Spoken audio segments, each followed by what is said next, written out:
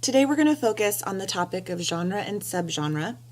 There are guided notes available for you on the website if you choose to use them.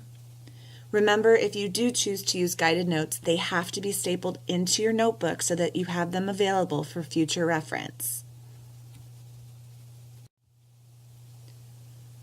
To start off, there are 5 main genres when we talk about writing and reading. The first is nonfiction, any writing that is true. Then fiction, which is where most of us lie when we start to read, the imaginative or made-up writing. Folklore, stories that were once passed down verbally.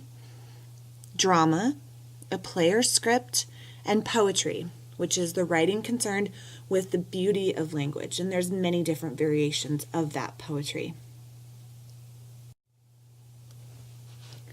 Now, each genre is broken down into different subgenres. The nonfiction subgenres are very familiar to us. The first is persuasive writing.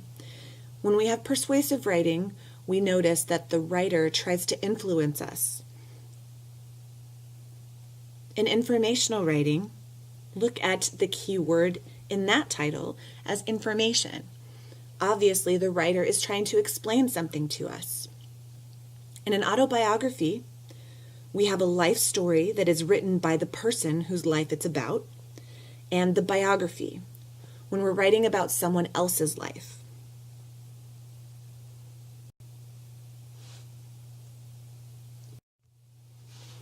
The fiction subgenres are also broken down.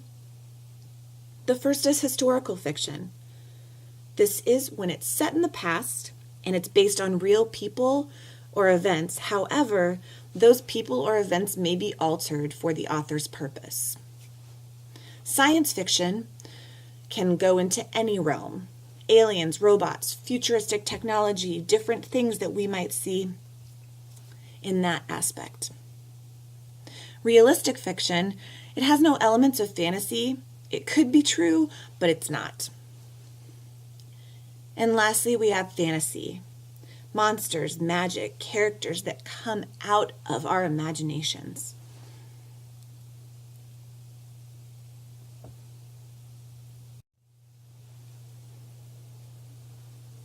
Next is our folklore subgenres. These are our folklore or folk tales. Usually we don't really know who originally came up with this, and we continue to retell them, and whoever's telling them generally adapts them to their own needs. The first type is a fable. This is a short story with personified animals and a moral. Now, in order to know what a fable consists of, we have to remember that when we personify something, we give them the traits of people.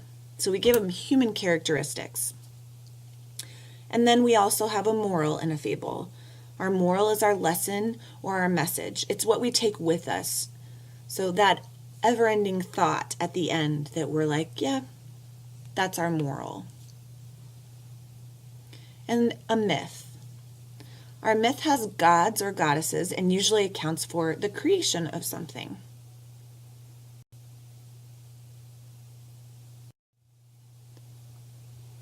To continue our folklore subgenres, we have a tall tale. Our tall tales are generally set in the Wild West. And here, our characters really focus on their skills, their size, their strength, and it's really exaggerated. But that exaggeration is also kind of funny to us. And we also have a legend. Legends are based on real people or places. The facts are stretched beyond nonfiction, and it's exaggerated in a serious way.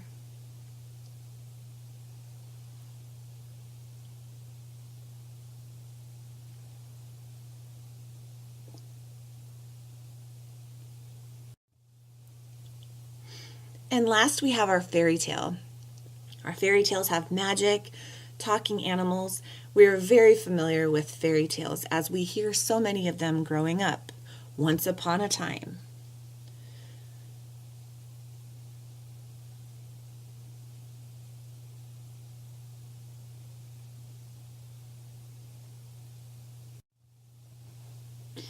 Last, we have our drama subgenres, and those fall into two different categories. We have a comedy, which has a happy ending, and a tragedy, which ends in death and sadness.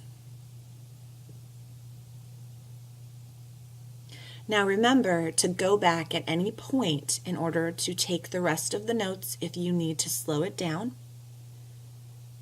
But at this point, what you'll need to do is look at the several examples that we have for you after this slide. And you need to identify the genre and the subgenre for each of those. For example, here's the first slide, Dogs and Cats by Bob Brady. What you'll do is read this selection, and after reading it, you'll write down what the genre and subgenre are on your paper. After you write that down, then you'll move to the next selection. When you're all finished, check your answers to see how many you did get right and you didn't. If there is a specific genre or subgenre you're having trouble with, then you'll want to focus on those to make sure that you can identify those clearly, and we'll talk about those more in class.